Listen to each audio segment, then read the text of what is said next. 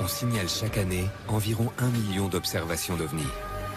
La plupart ont une explication très simple, mais 5% d'entre elles demeurent inexpliquées. Voici l'histoire de ces contacts avec les extraterrestres.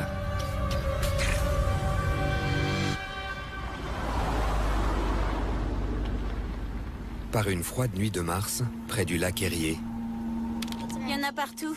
Tu peux te faire mal. les Baker rentrent chez eux après leur sortie rituelle au restaurant du vendredi soir. Rien ne les prépare à ce qui va se passer. La famille Baker, c'était Sheila et Henry, son mari.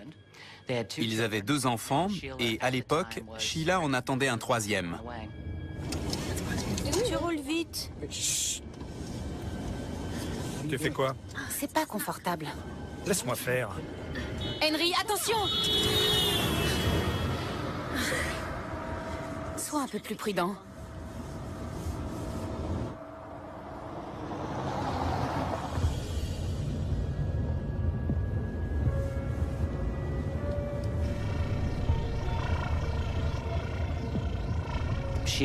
Sheila a remarqué quelque chose de bizarre au-dessus du lac.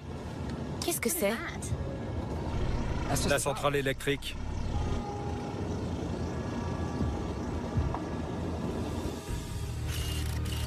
Les Baker vivent à East Lake, dans l'Ohio, à 400 mètres de la centrale électrique.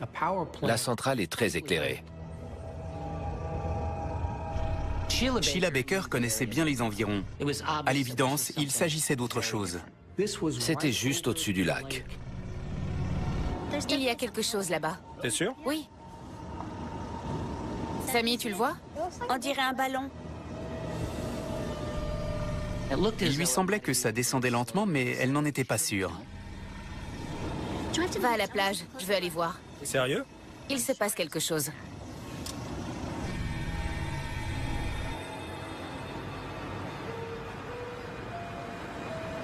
Garde-toi là.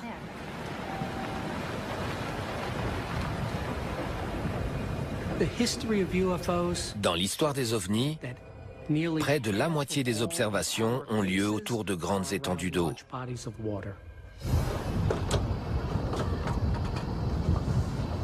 Je reviens.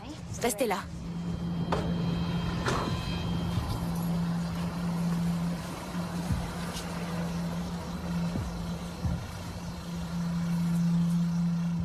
Ils ne se sentaient pas en danger, mais ils se demandaient ce que c'était.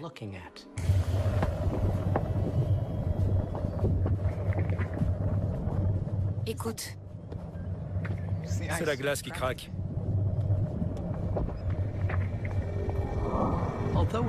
Même si ce n'est pas rare d'entendre les craquements de la glace en hiver, ce qui n'était pas normal en l'occurrence, c'était l'intensité du bruit.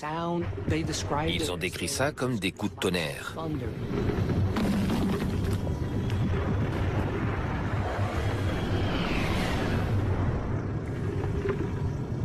Henry voit cette chose et il est absolument stupéfait. C'est un objet. Avec une lumière de chaque côté, une bleue et une rouge. C'est peut-être un ballon sonde? Ça ne pouvait pas être un ballon sonde, parce qu'on ne les fait pas voler par temps froid. C'est trop dangereux.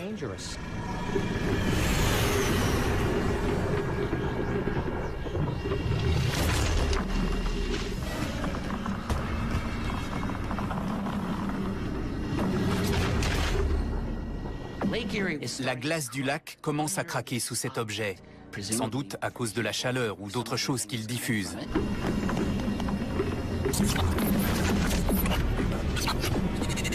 L'objet semble se tourner vers eux. il nous a vus. Cours!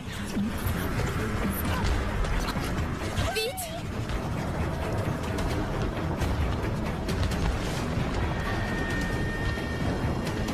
Oh bon sang! Coupez les phares!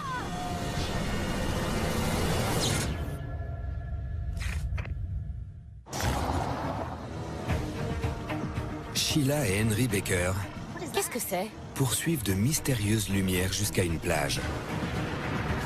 Il nous a vus. L'objet semble se tourner vers eux.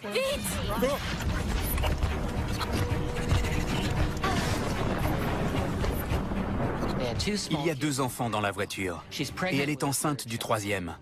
La priorité est de protéger les enfants.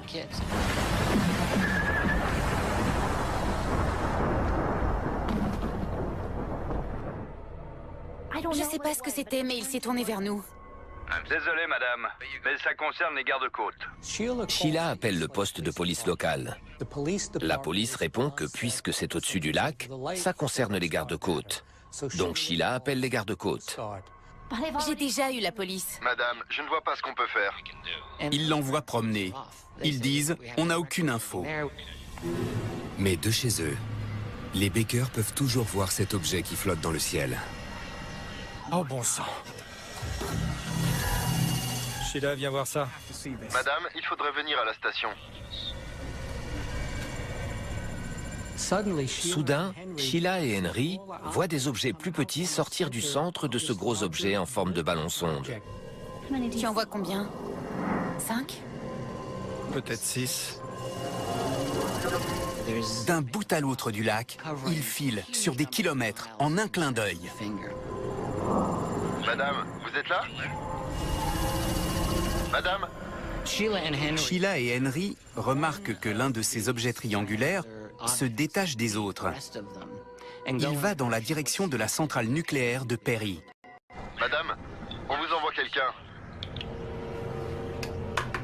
Ils arrivent.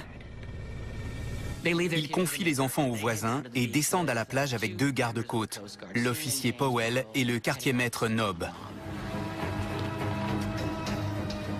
Certains de leurs collègues avaient vu des lumières bizarres au-dessus du lac, sans savoir ce que c'était. Ils ont pensé à un bateau en détresse.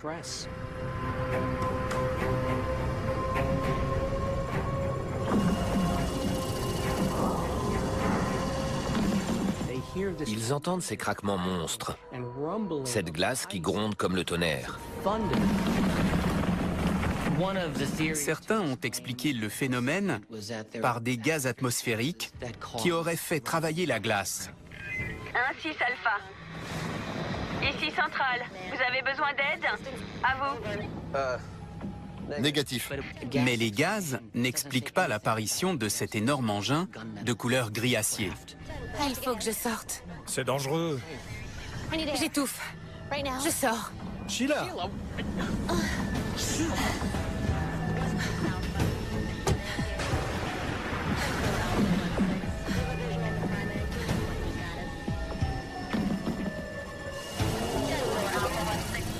Je signale un objet en vol stationnaire et d'autres plus petits se déplaçant à grande vitesse.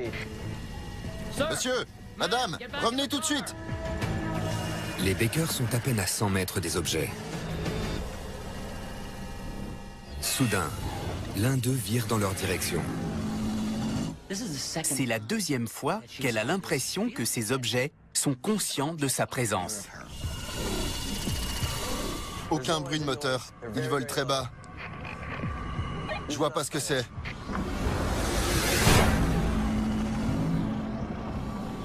Les phares! Sheila? Coupez les phares!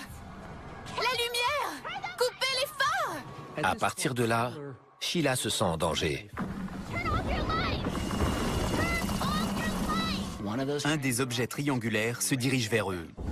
La lumière! Coupez les phares! Éteignez! Ils pensent que l'objet va les percuter.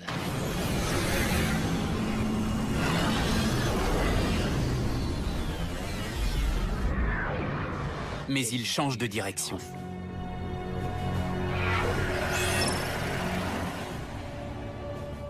Cet objet fait demi-tour et rejoint le vaisseau mère. Le vaisseau commence alors à tanguer. On ne sait pas si le vaisseau mère était en détresse, avait des problèmes mécaniques, ou si en fait, il était en train de briser la glace pour essayer d'atteindre quelque chose sous la glace.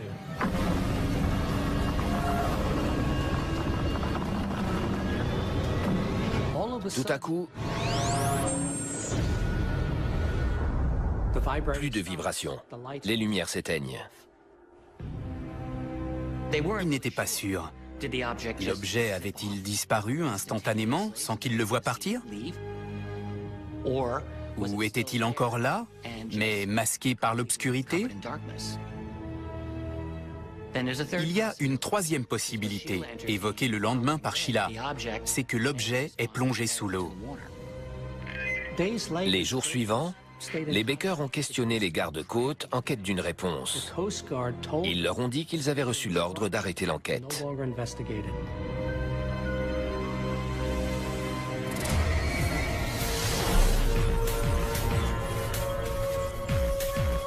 Dans les jours qui suivent, on découvre d'énormes morceaux de glace brisés à l'endroit même où les Baker se trouvaient.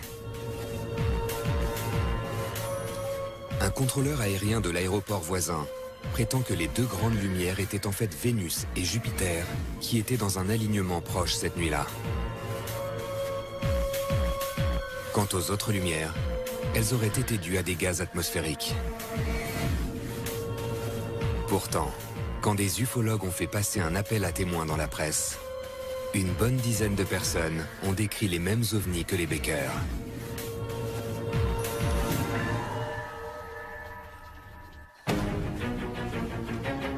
Elles ont vu quelque chose d'étrange, d'incompréhensible. Tout est devenu orange. Vite! Vite!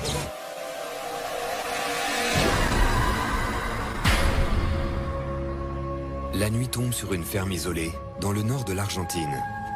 Une région où les troubles sont hélas fréquents.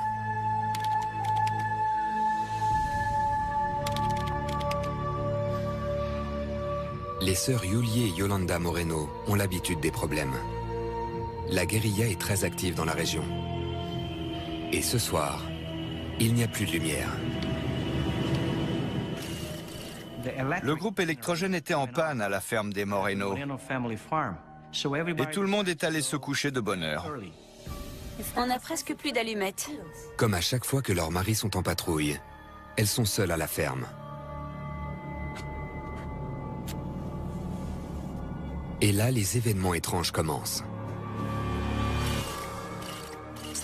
Tout à coup, Dora, la domestique, se rue dans la chambre. Il y a des lumières bizarres. Elle a vu quelque chose de bizarre dehors. La bonne travaillait à la ferme depuis longtemps. C'était quelqu'un de calme. Des engins. Des engins? Les deux sœurs ne l'avaient jamais vue dans un état pareil. Elle était terrorisée par quelque chose qu'elle ne pouvait même pas décrire. Dora essayait de faire comprendre aux deux sœurs que ce n'était pas seulement des lumières dehors, mais des engins, et tout près. Des lumières bizarres. Elles ont d'abord pensé à une Jeep de la guérilla, ou un tank. Les deux sœurs ne voyaient pas de quel genre d'engin Dora parlait. Yulie et Yolanda ne voyaient rien. La bonne était certaine que les lumières venaient de la voie ferrée. Alors elles sont allées voir. Dora a toujours très peur. Les deux sœurs craignent que ce soit une action de sabotage sur la voie ferrée. Et l'une d'elles est armée. Elles s'arrêtent à 1 kilomètre de la voie ferrée pour observer.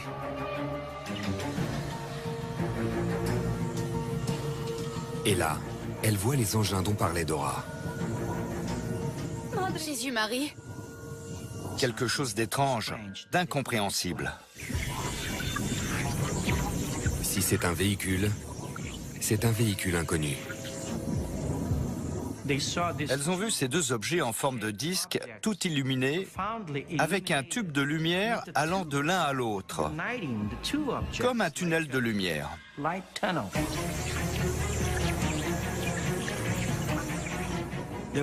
Elles se sentaient en danger. Elles ignoraient toujours ce que c'était.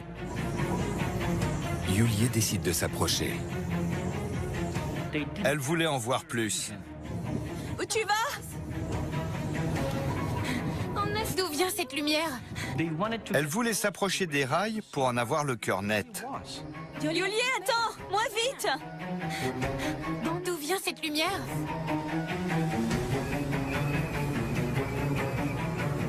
Mais ce qu'elles voient leur semble familier.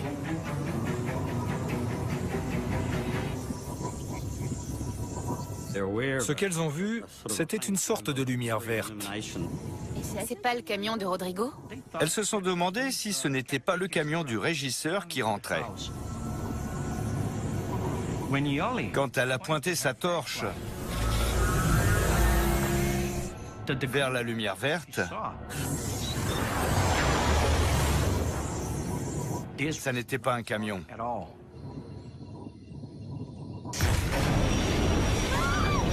Il a émis un gros rayon de lumière. C'était une attaque.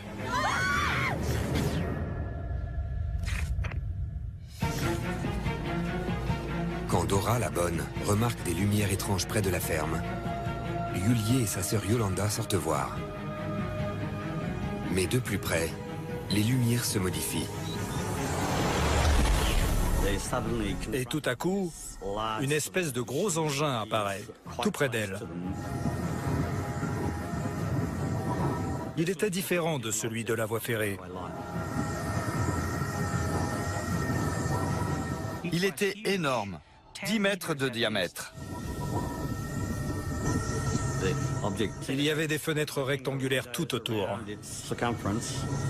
Généralement, s'il y a des fenêtres, il y a quelqu'un à l'intérieur. Soudain, l'objet émet un rayon étrange. La progression de ce rayon est très bizarre, comme les sabres laser de Star Wars. Ils surgissent et puis forment une espèce de tube de lumière. Une lumière qui ne se comporte pas comme les rayons laser que nous connaissons sur Terre.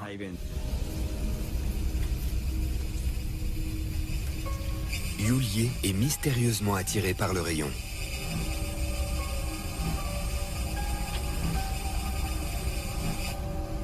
Qu'est-ce que tu fais, Yulié? Elle tend la main vers le rayon. Yulié, non! Quand on met une main dans un rayon lumineux, ça l'interrompt. Mais là, ça n'a pas l'air d'avoir perturbé ce rayon bizarre.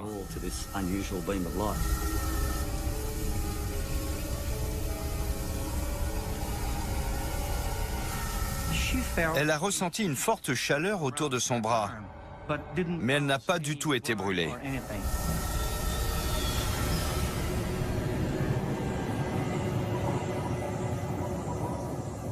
Puis, l'objet modifie son comportement. De la vapeur se dégage de l'objet.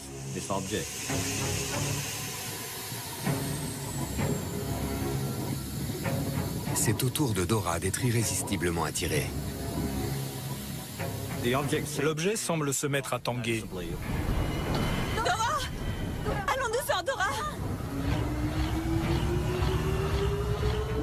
Tandis qu'elles observent l'objet, une lumière se met à tourner à l'intérieur, jusqu'à ce que tout devienne orange. Et tout à coup, l'objet projette vers le sol une langue de feu.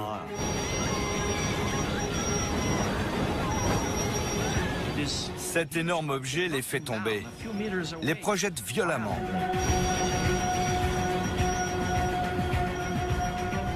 Les trois femmes étaient absolument terrorisées. Vite! Vite! Allez, allons-nous-en! Là, elles ont fait ce que tout le monde aurait fait. Courir vers la maison. Il est toujours là!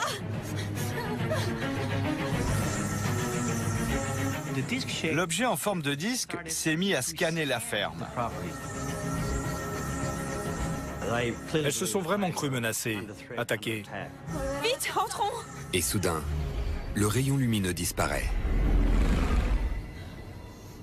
En tout, ça a duré 45 à 50 minutes. D'après l'enquête de 1963 effectuée par les ufologues argentins.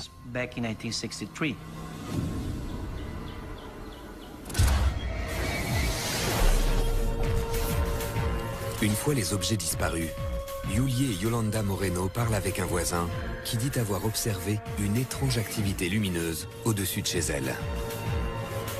La même nuit, un médecin dont la voiture est tombée en panne entre la ferme des Moreno et la ville de Trencas déclare avoir vu une cinquantaine de lumières inconnues au-dessus de sa tête. Alors que l'histoire fait les gros titres des journaux, les sceptiques font remarquer que les descriptions des objets diffèrent quelque peu d'un témoin à l'autre. 14 ans plus tard, Steven Spielberg s'inspirera partiellement de l'incident de Trencas pour son film Rencontre du troisième type. De ses contacts avec les extraterrestres.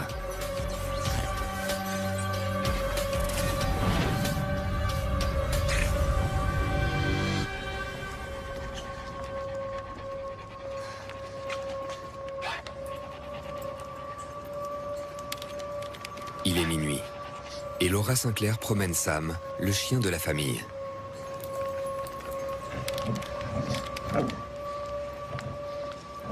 Mais Sam est un peu agité. Et Laura ne comprend pas pourquoi. Sam!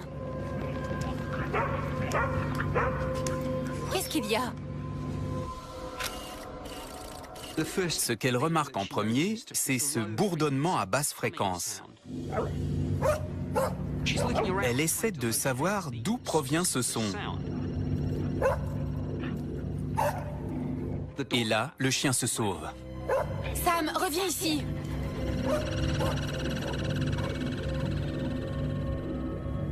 Et puis elle ressent quelque chose. Au-dessus d'elle, il y a un objet bizarre.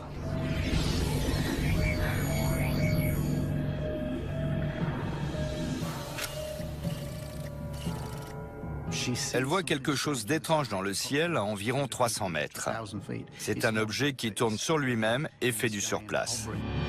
Tout à coup, l'objet descend d'environ 200 mètres et se retrouve juste devant elle.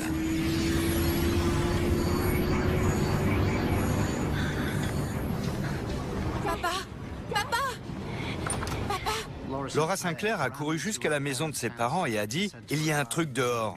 Elle était dans tous ses états. Il est dans le ciel! Viens voir! Viens voir! Les membres de sa famille sont sceptiques. Son père sans revoir, tout comme sa mère, son frère, ainsi que Laura et son petit ami. Ils ont regardé en l'air et n'en ont pas cru leurs yeux. Il m'a suivi. Ils l'ont regardé naviguer dans le ciel, il suivait une trajectoire étrange. Des angles et des mouvements saccadés qu'aucun avion ne ferait.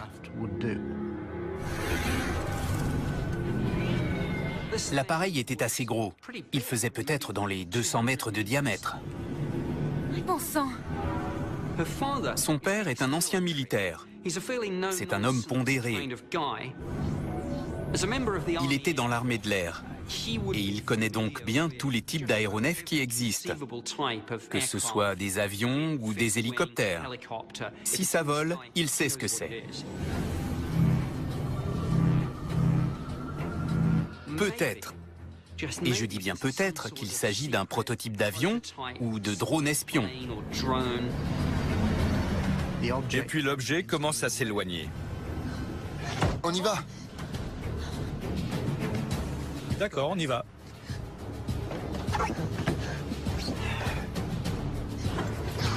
Pour Monsieur Sinclair et sa famille, c'est une chance unique de voir de très près ce qu'ils pensent être un engin militaire secret. Il monte en voiture avec sa fille et son petit ami et suit l'objet. Laura, tu vois quelque chose? Là-bas, papa! Est-ce qu'il change de forme? C'est pas possible. Il est très courant que les témoignages d'observation d'OVNI relatent des changements de forme. Un cylindre peut se transformer en triangle et vice-versa, ou en sphère, ou d'autres formes. On ne sait pas vraiment si c'est une question de perspective ou s'il y a vraiment deux objets différents.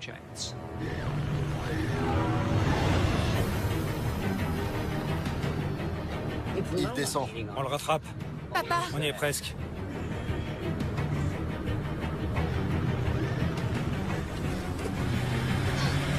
papa. Le père ne veut pas lâcher. Donc, il écrase tout bonnement l'accélérateur et la voiture fonce droit devant. T'en fais pas, on est en sécurité, Laura. Je veux juste me rapprocher un peu. Sa fille et son petit ami pensent qu'il roule trop vite. Ceci dit, ils ont sans doute peur et n'ont peut-être pas très envie de rattraper cette chose. Vite, papa, gare-toi. Le père se gare. Il a la certitude absolue que l'appareil a atterri dans le champ, car il volait assez bas. C'est pas vrai.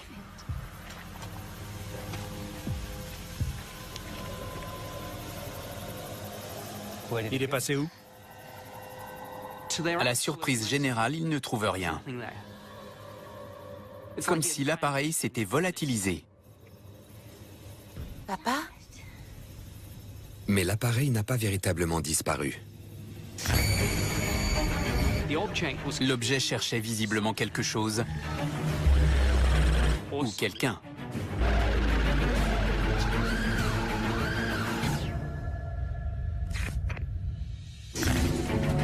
Une famille dans la ville de Rugeley en Angleterre prend en chasse un étrange objet dans le ciel.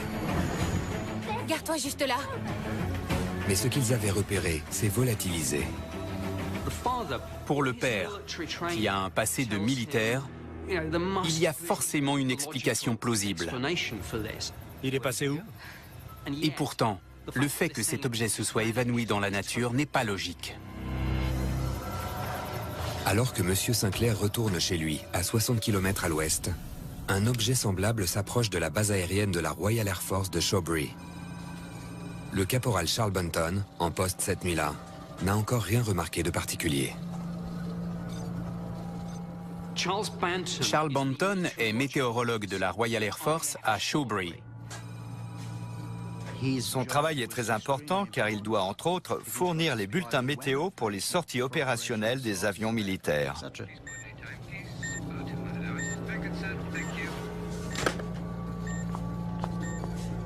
Soudain, ses radars commencent à s'affoler.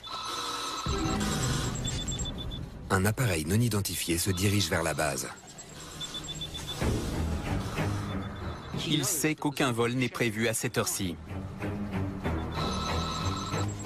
Et tout à coup, quelque chose attire son regard. Il voit deux lumières. Il analyse ce que ça pourrait être. Est-ce une diversion d'urgence ou un avion en difficulté? Il prend alors la décision d'alerter la sécurité et l'équipe d'intervention d'urgence. D'après mon expérience, les militaires et les policiers qui pensent avoir vu des ovnis ne souhaitent généralement pas le signaler. Certains disent même « je ne veux pas faire de rapport et risquer de ruiner ma carrière ».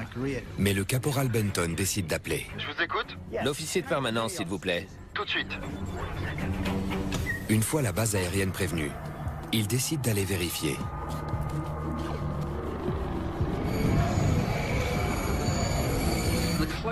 À mesure qu'il approche, il peut discerner une forme derrière les lumières.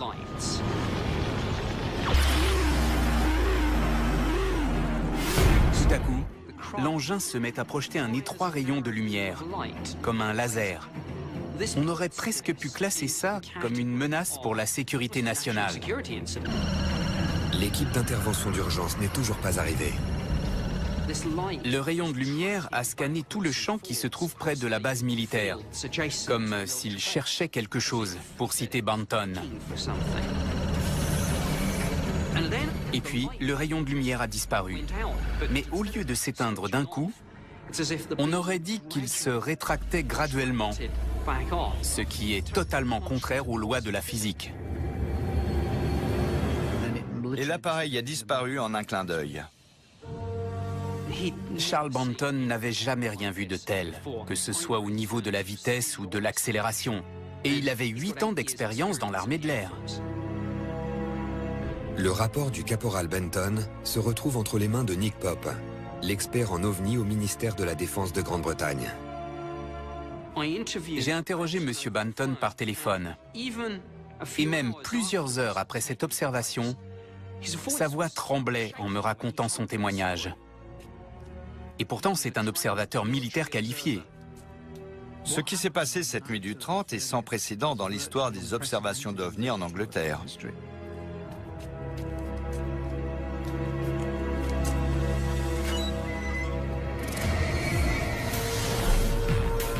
Il y a eu ce soir-là 40 signalements d'observation d'objets volants non identifiés.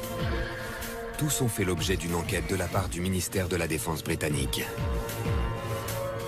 Les radars de détection de missiles balistiques offrent une explication possible. Le lanceur d'un satellite russe a éclairé le ciel au moment même où ces observations ont eu lieu. Des rumeurs ont également laissé entendre qu'il aurait pu s'agir d'avions expérimentaux américains, mais l'armée américaine a formellement démenti. Dans son rapport final pour le ministère de la Défense, Nick Pope a conclu qu'il avait été impossible d'identifier ces appareils.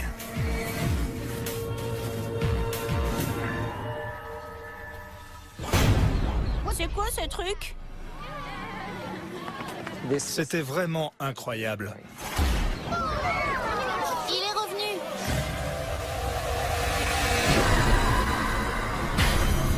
À la récréation, dans une école de Miami en Floride, Jonathan, un élève de CM1, joue tout seul un peu à l'écart.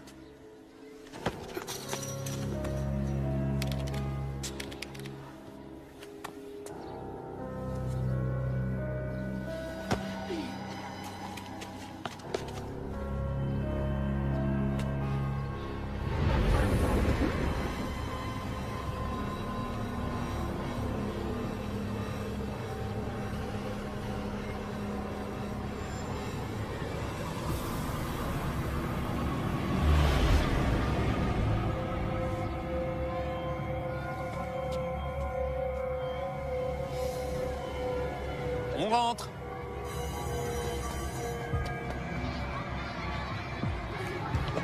Allez. Allez, on rentre, on rentre. Bob Apfel est instituteur à l'école primaire de Crestview. La cloche avait déjà sonné et Bob essayait de faire rentrer ses élèves. On rentre, allez. Jonathan voit à nouveau une forme étrange au loin.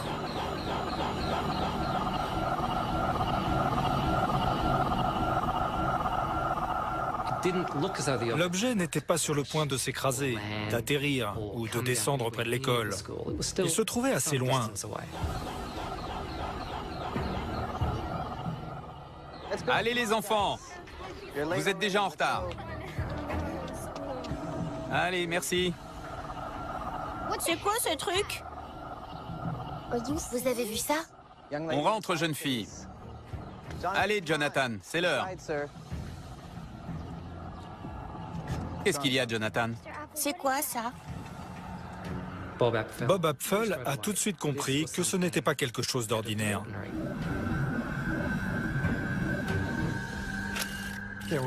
Il y avait plusieurs aérodromes autour de l'école. Alors il savait à quoi ressemblait un avion en vol.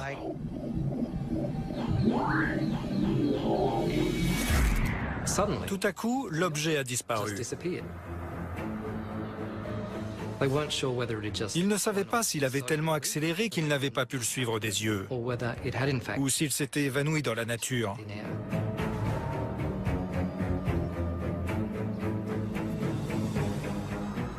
Ils étaient choqués et interloqués.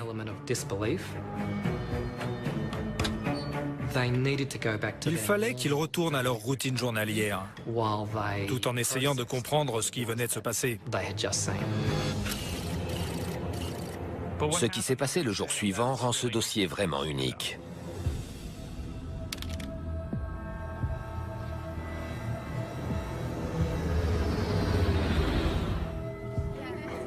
Good morning, students. A reminder to all our volleyball players that, for today's game, the bus leaves at 3:30 sharp. Also, don't forget students... Le lendemain matin, tout le monde parle de ce que Jonathan a vu. La plupart des enfants se trouvaient déjà en classe. Bob Apfel, le maître d'école, n'était pas encore arrivé. As well, I'm happy to announce that $35 was raised for band instruments. So thanks to all who participated in our rally. Il est revenu. Regardez, il est là. Il est là. Oh! Cette fois-ci, il y en avait plusieurs. Regardez, il retourne vers les arbres.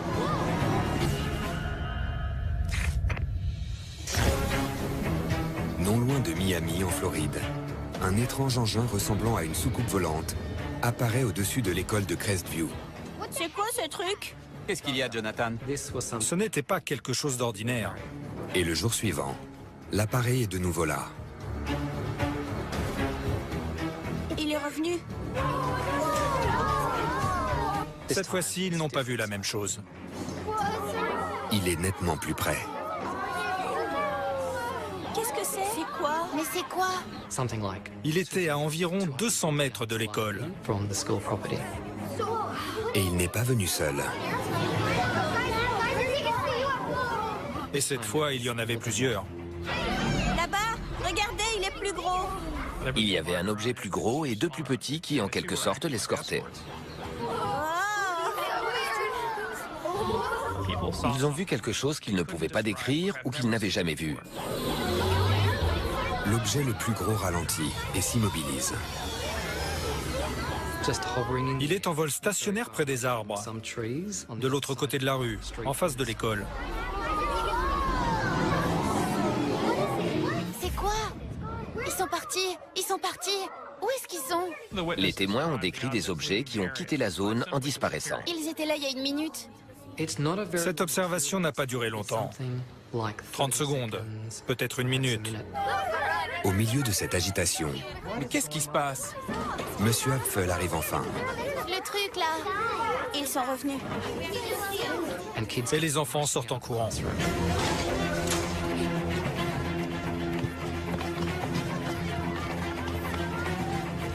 Alors que Monsieur Apfel court prévenir le directeur, les enfants vont à l'autre bout de la cour. Wow! Ils sont là! Ils sont là! Juste là. Ils voient le plus gros objet réapparaître sous leurs yeux.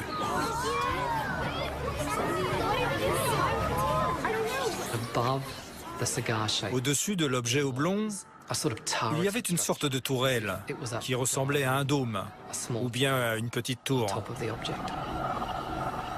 Et ce qui s'est passé ensuite était vraiment incroyable. Où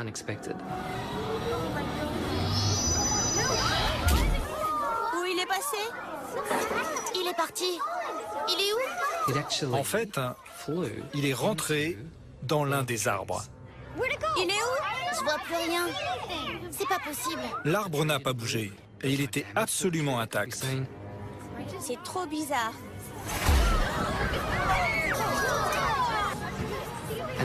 Et puis la soucoupe volante est ressortie de l'arbre. La soucoupe, elle aussi, était intacte. L'arbre l'avait absorbée, puis éjectée.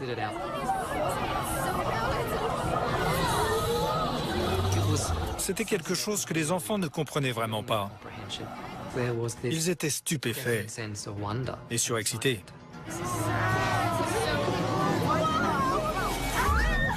Où il est passé?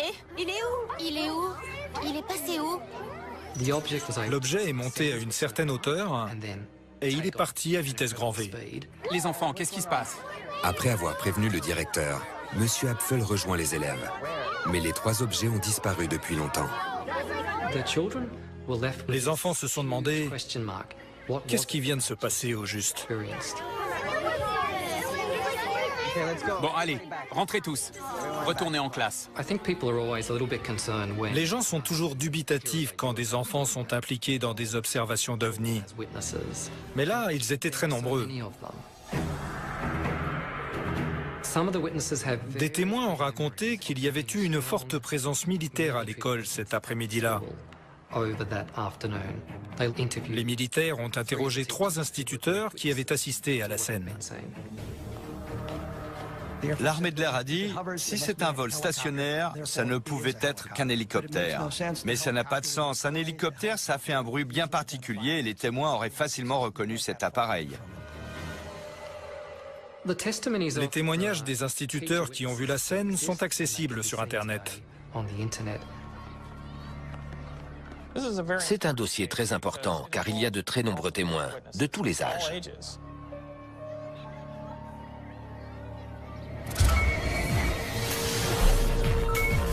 Le lendemain, plusieurs habitants de la ville ont dit avoir observé ce même phénomène vers 9h45 du matin.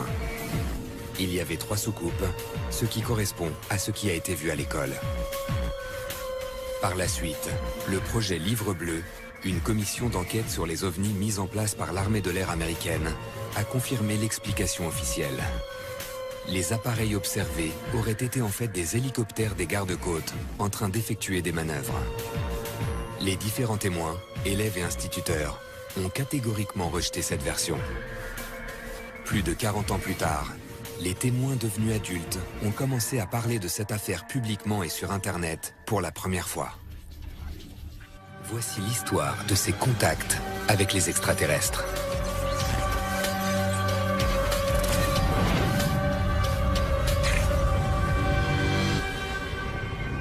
Ok, 2 secondes. Merci messieurs, bon courage pour ce soir. Sur une petite route sombre de l'Ohio, les shérifs adjoints Dale Power et Barney Neff se rendent à l'endroit où on leur a signalé un véhicule abandonné. On y est. Je vais jeter un coup d'œil à l'intérieur. Renseigne-toi sur la plaque.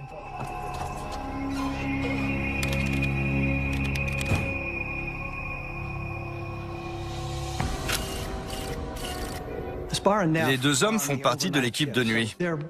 Pour eux, c'est une mission de routine.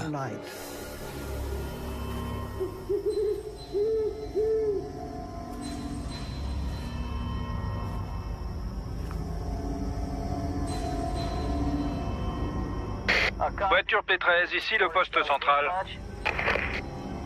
Je vous reçois. J'en ai une bonne pour vous les gars. On a reçu un appel d'une femme. Elle dit qu'elle a vu une soucoupe volante. Bien reçu, on ouvre l'œil. Merci, bien reçu. La police a reçu l'appel d'une femme de Ravenna, une ville située à environ 10 km de là. Elle disait avoir vu dans le ciel quelque chose qui ressemblait à un disque. Appel à toutes les voitures du secteur. On nous signale la présence d'une soucoupe volante. Wayne Houston est un policier d'East Palestine, une ville de l'Ohio. Il entend l'appel lui aussi. Les communications radio peuvent être captées à plusieurs endroits par les agents de police. Même la police de Pennsylvanie entend l'appel. Tout le monde pense que c'est une blague, cette histoire de femme qui prétend voir une soucoupe volante. Terminé. Tu sais quoi? Je parie que c'est Vénus qu'elle a vue. Vénus est la planète la plus brillante du système solaire après la Lune. Les gens la prennent souvent pour autre chose à cause de son éclat.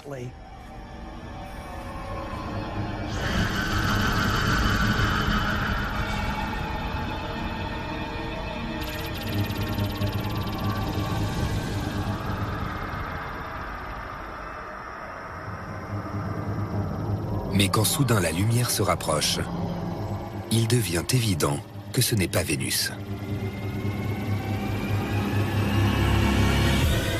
C'est une lumière bleutée, comme celle d'un arc de soudage, et elle se déplace. Un objet assez imposant s'est dirigé vers eux.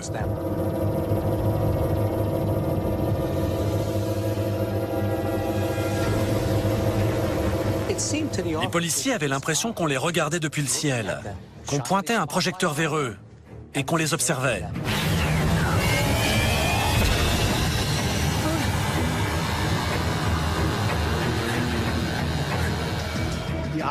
L'objet devient si brillant qu'il éclaire le sol en dessous à mesure qu'il avance. Il n'avait pas de moteur à réaction. Il ne faisait pas de bruit, comme aurait pu le faire un avion. Ils ont peur car ils n'ont jamais rien vu de tel. Puis l'objet remonte rapidement. Il s'est élevé à environ une centaine de mètres. Ensuite, l'agence Power a contacté ses collègues par radio. Ici voiture P13. Je ne sais pas s'il s'agit de l'objet signalé, mais on a quelque chose ici. Puis l'objet a commencé à s'éloigner. Bien sûr. Suivez-le et enquêtez. Je répète, suivez-le et enquêtez.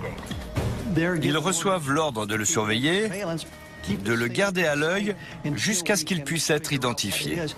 Mais qu'est-ce que c'est que ce truc?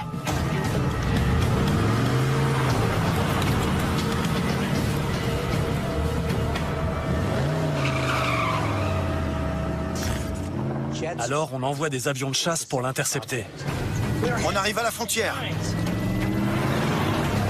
Commence alors le jeu du chat et de la souris.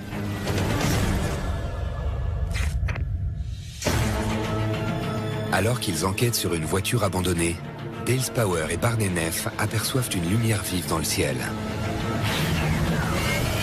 Lorsque celle-ci s'éloigne, ils reçoivent l'ordre de la suivre.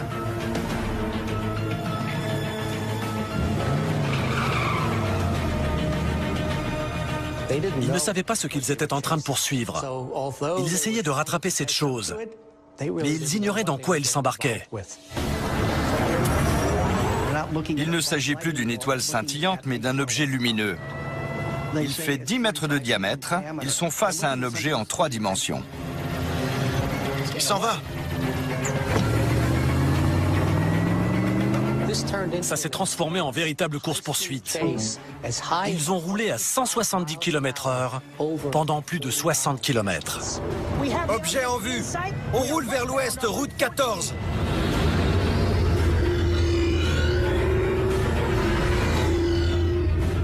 Est-ce qu'il nous attend? C'est impossible. Ils ont l'impression qu'ils jouent avec eux.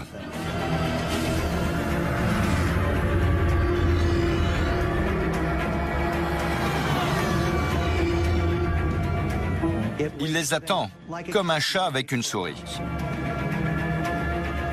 On approche de la frontière. Ici voiture P13. On se dirige vers la frontière de l'État. Il devenait évident qu'il allait franchir la frontière de l'Ohio et entrer en Pennsylvanie. L'objet est toujours en vue. Wayne Houston se trouve près de la frontière pennsylvanienne. Il est en train de suivre la course-poursuite à la radio et il réalise qu'ils viennent dans sa direction. Voiture P13, je vous suis. Reçu, Houston. On a suivi cette chose sur 30 km. On ne sait pas ce que c'est.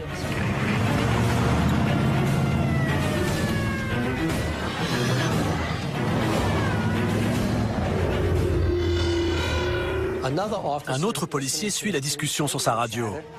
L'agent Panzanella se trouve à Conway, en Pennsylvanie. Alors tandis que les 3 autres policiers passent la frontière, Panzanella comprend à ce moment-là qu'ils viennent vers lui. Je suis derrière vous. À ce moment précis, il y a 3 voitures de police, soit 4 agents qui poursuivent cette chose à la frontière entre l'Ohio et la Pennsylvanie. Aéroport de Pittsburgh, ici l'agent Panzanella. Nous suivons une sorte d'avion. Nous avons besoin de données radar pour l'espace aérien au-dessus de Conway. Terminé. Aéroport de Pittsburgh, patientez. Panzanella contacte l'aéroport international de Pittsburgh car il abrite une base militaire aérienne. Il se demande si l'armée de l'air est au courant de ce qui se passe.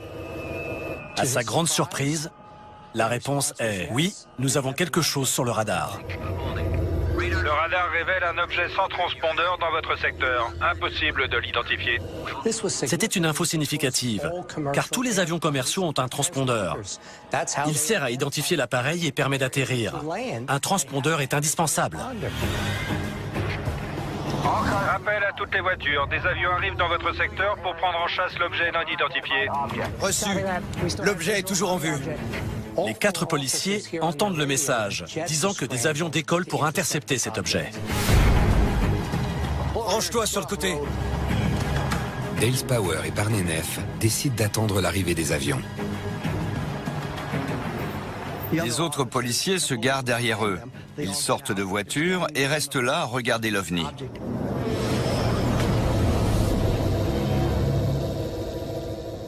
Il reste en vol stationnaire pendant un moment, un peu comme s'il attendait que les policiers reprennent leur course-poursuite.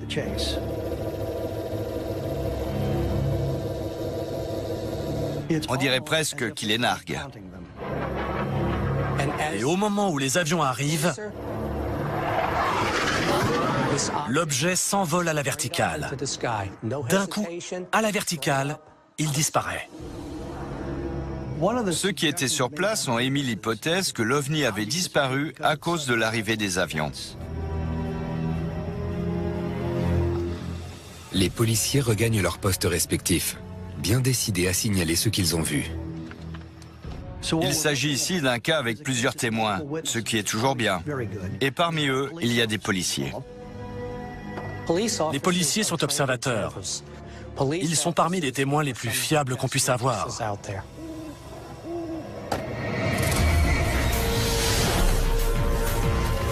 Le lendemain, l'armée de l'air américaine ouvrit une enquête et conclut que les témoins avaient vu un ballon sonde. Mais selon les données météorologiques, le vent était trop faible cette nuit-là pour permettre à un ballon de distancer une voiture. Le projet Blue Book, une commission militaire chargée d'enquêter sur les phénomènes d'OVNI, conclut que les témoins ont vu une illusion d'optique due au passage d'un satellite devant la planète Vénus. Mais Allen Hynek, consultant scientifique principal sur le projet Blue Book, rejettera plus tard cette théorie. Tous les policiers qui ont témoigné ont été victimes de sarcasme et d'un harcèlement incessant. 2 d'entre eux ont quitté la police, mais aucun n'est revenu sur ces déclarations. Ce devait être quelqu'un de courageux. Il y a eu un bruit assourdissant. Selon lui, c'était comme un coup de masse.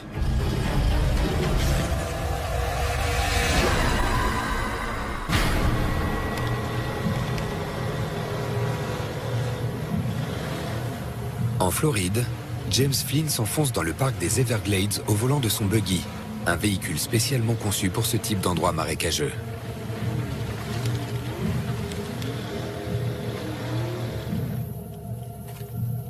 Sur une parcelle de terrain sec, James s'installe pour un week-end de camping.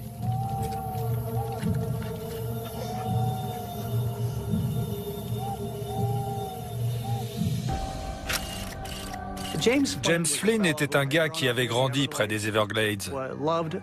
Il aimait aller chasser avec ses chiens et il n'avait pas peur d'être seul dans la nature.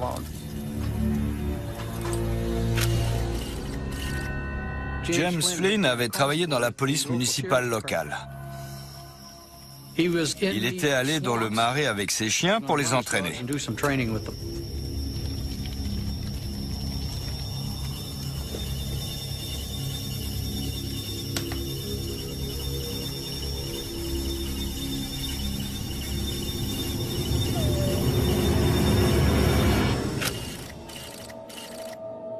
Les chiens de James Flynn ont entendu un son. Qu'est-ce qu'il y a? Il le décrira comme un bruit de générateur, un son aigu.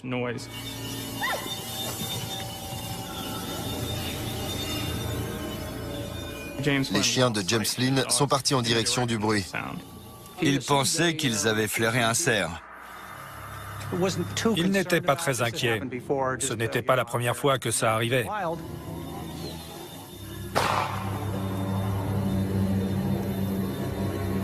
Qu'est-ce qu'il y a? Red! T-Bone! Il pensait que c'était quelqu'un qui tirait sur ses chiens. T-Bone! Red! Venez là! Suite à la détonation, James Flynn prend son buggy et se précipite en direction du bruit.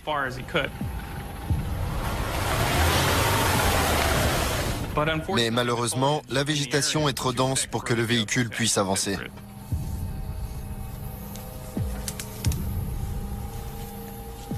Red! T-Bone!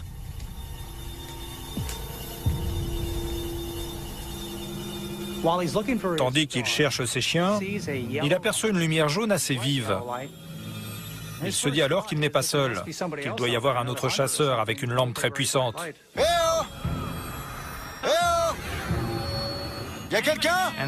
Puis, il a vu une lumière se déplacer à une altitude de 60 mètres environ. Comme beaucoup de témoins d'OVNI, James Flynn pensait que c'était peut-être un appareil militaire.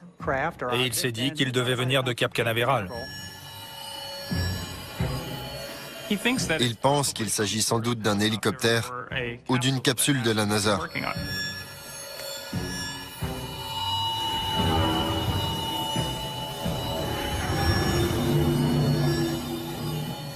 Sauf que cet objet apparaît et disparaît sans cesse. Puis la lumière accélère soudain et disparaît derrière les arbres. L'objet se trouve à 500 mètres environ. Il est là, au cœur des Everglades, complètement seul.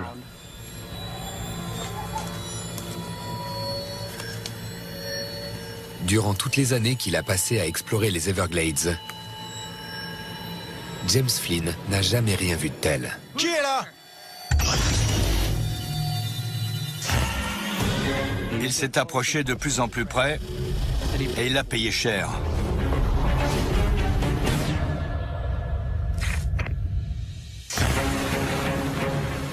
Amoureux de la nature, James Flynn campe dans les Everglades, en Floride.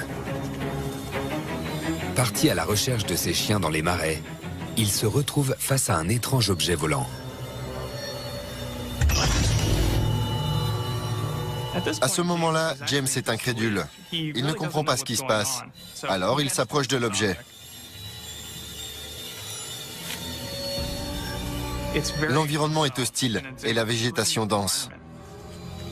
Il y a certaines herbes hautes qui sont infranchissables. Il s'approche le plus près possible, à 200 mètres environ. Puis l'objet se pose, tout illuminé. James Flynn arrive alors près d'une clairière. Il va enfin voir exactement ce que c'est.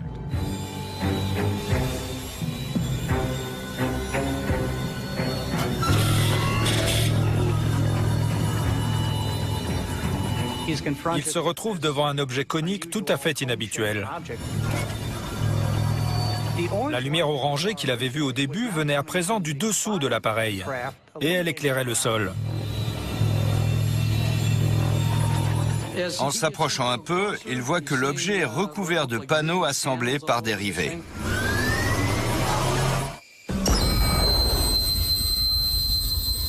Et ensuite, il y a eu un bruit assourdissant émis par l'engin.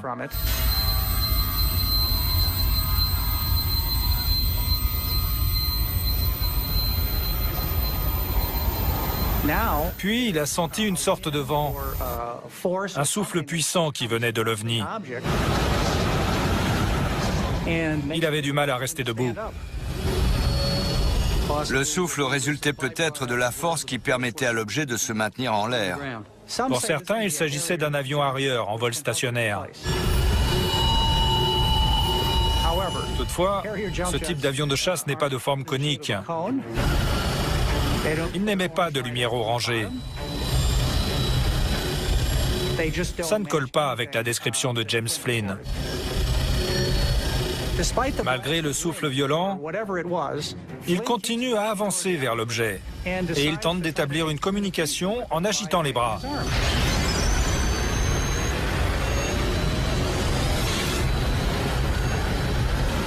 Il entend comme une grande aspiration et se dit que l'appareil est peut-être en train de repartir. Soudain, un rayon lumineux jaillit du vaisseau et l'atteint au front, juste au-dessus de l'œil droit. James Flynn s'écroule et il ressent une douleur immédiate. Selon lui, c'était comme un coup de masse. Et à cet instant précis, il a perdu connaissance.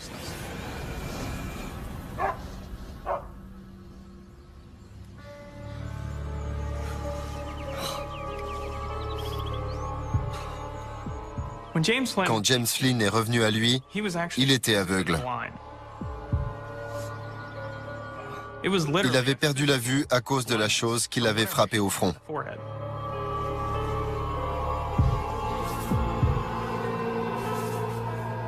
Après quelques minutes, il a commencé à recouvrer la vue, surtout de l'œil gauche.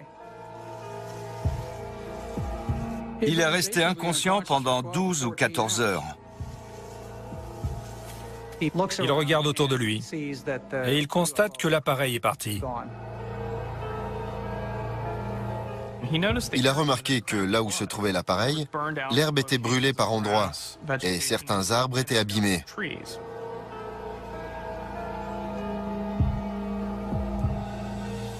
Voilà ce qu'on peut dire de ce cas. Certes, il n'y a qu'un témoin, mais les blessures de James Flynn ont été constatées par des médecins et elles corroboraient son témoignage. James Flynn rassemble ses chiens et quitte le marais pour se rendre à l'hôpital.